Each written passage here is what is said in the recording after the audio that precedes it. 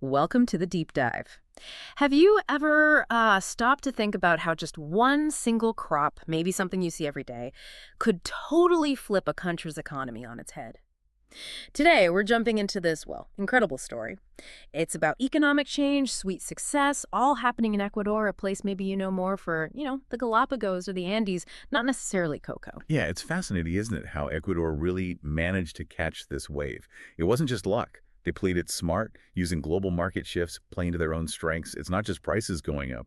It's a whole strategic shift. It connects tiny farms straight to huge international demand. We haven't really seen that scale before in the region. That's a great way to put it, strategic shift. So picture this.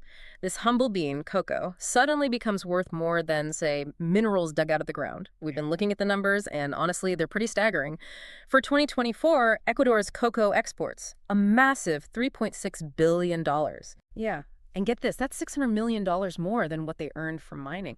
That's not just a little change, that's a serious economic reshuffle happening right there. And it gets even wilder when you look back a bit. For the Yeah. first time in 60 years, 6 decades, cocoa actually brought in more money than bananas Yeah. between September 24 and March 25. 60 years. That's incredible. It really is, especially because, Ecuador's always been the top banana exporter. So this really hammers home how important cocoa has suddenly become. It's almost like a national identity shift, Yeah. economically speaking. Absolutely. And like you said, it wasn't just random. It's tied directly to those global cocoa prices. Remember when they shot up? Oh, yeah. They hit that crazy record, what was it, $12,000 a metric ton back in December 24. They settled down a bit, but still high, around $8,500 by June 25. And a big reason for that spike, major problems in West Africa. Ivory Coast, Ghana, they got hit hard. Right. Climate change issues, disease, it devastated their crops. Exactly. Droughts and that swollen shoot virus you mentioned. It created a huge gap in supply. Which leads to the big question, doesn't it? When a major supplier stumbles, who's ready to jump in? And Ecuador was ready. They were perfectly positioned. They had the infrastructure, the right kind of cocoa, ready to scale up and meet that demand created by problems halfway across the world. Agility was key. Okay, so the billions are impressive, definitely paint the big picture, but the part that really gets me, the real story, is how this boom is changing actual lives on the ground. Yes. We looked into farmers like Cergio Lema. His income for a sack of cocoa, 100 kilos, didn't just nudge up, it tripled. Went from about $100 to $350. So imagine that, triple. Do you imagine that hitting your bank account? It's life-altering. It really is. And it's not just money to spend, it's capital. It lets farmers invest back into their farms, their futures, their communities. Think about Marco Vasquez, a farmer down in Los Rios province. His story is a great example. With the extra income, he totally modernized his farm. Bought better seeds, higher quality, more resistant ones, and crucially, he built new infrastructure defenses against the flooding that used to wreck his crops. Ah, smart. Practical investment. Exactly. And this isn't just one or two guys. This uplift has spread across something like 400,000 producers and exporters in the country. You see it in better community welfare, money going into schools, local roads, things like that. That farm gate price, around $3,500 a ton in 2024. That's not just a number. It's tangible hope for these folks, a new chapter. It really sounds like it, a genuine turnaround. So the next question then is, how? How did Ecuador pull this off so well, so quickly? It wasn't just luck, as you said. Right. They're now on track to be the world's third biggest cocoa producer. The estimate for 2024 was, what, 430,000 tons? That's huge volume. It is huge volume. But here's the kicker, the really interesting part that sets Ecuador apart. They aren't just churning out any cocoa. Okay. They are the world's biggest exporter of what's called fine flavor cocoa. This isn't your standard bulk stuff. Right, not the everyday chocolate bar cocoa necessarily. Exactly. This is the premium stuff, prized by fancy chocolate makers, It has complex tastes, fruity, floral notes, commands a much higher price. Then they can produce that at scale. That's the magic. Really? And there's secret weapon, a specific variety called CCN51. CCN51, got it. Makes up something like 90% of their crop. It's genetically developed high yield, yes, but critically, it's super disease resistant. Ah, so that directly tackles the problem plaguing West Africa. Precisely. It gives them this massive competitive advantage. While others are battling crop diseases, Ecuador's got this robust, reliable harvest year after year. So that natural resilience plus a focus on doing things sustainably, it puts them in a really strong position, especially now when everyone wants to know where their food comes from, that is ethical, traceable. It's a perfect storm in a good way this time. Production capability meets what the modern consumer actually wants. Right.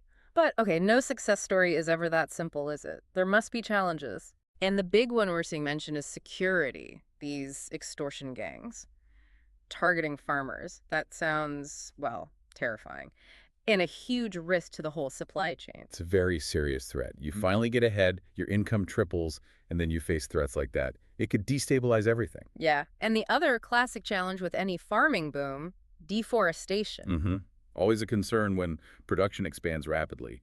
More land needed means potential pressure on forests, on natural habitats. But there was some maybe positive news on that front from the EU. Yeah, that's an important point. In May 2025, the European Commission looked into it and decided not to list Ecuador as a high-risk country for deforestation linked to cocoa. Okay, so that's some reassurance. Maybe Yeah. suggesting practices are better than elsewhere or improving. It suggests they're at least managing it in a way that meets current EU criteria, but it's something that needs constant monitoring, for sure. And they are actively trying, right, with things like shade-grown cocoa. Yes, exactly. There's a real push for more sustainable methods. Shade-grown cocoa, where the cocoa trees grow under taller native trees, is one. Agroforestry, mixing trees and crops, is another. And that helps biodiversity, soil health. All of the above. Plus, it can make the farms more resilient to climate shocks. These aren't just nice-to-haves anymore. They're becoming essential for keeping market access, especially with rules like the new EU deforestation regulation. You have to prove you're producing responsibly. It's about building a sustainable industry for the long term, not just a quick boom. That seems to be the focus, yes. So looking ahead then, what's the future hold?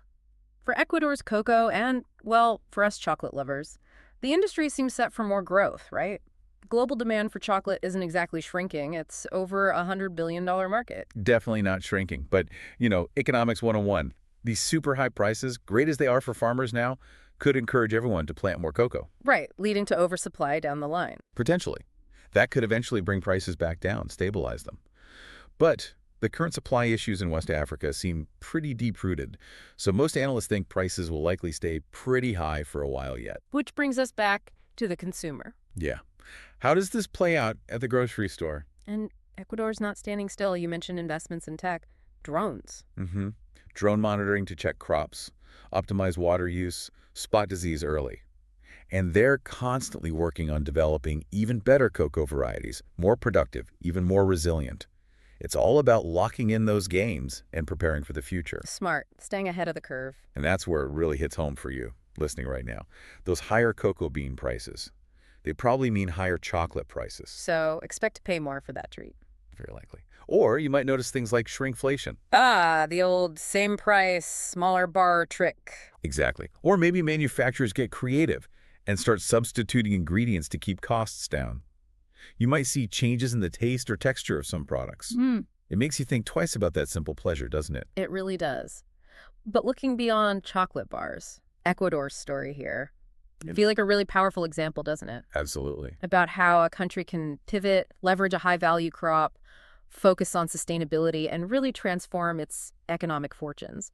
It could be a blueprint for other nations. A model for diversification, definitely. Moving beyond maybe traditional resources or single commodities. Yeah.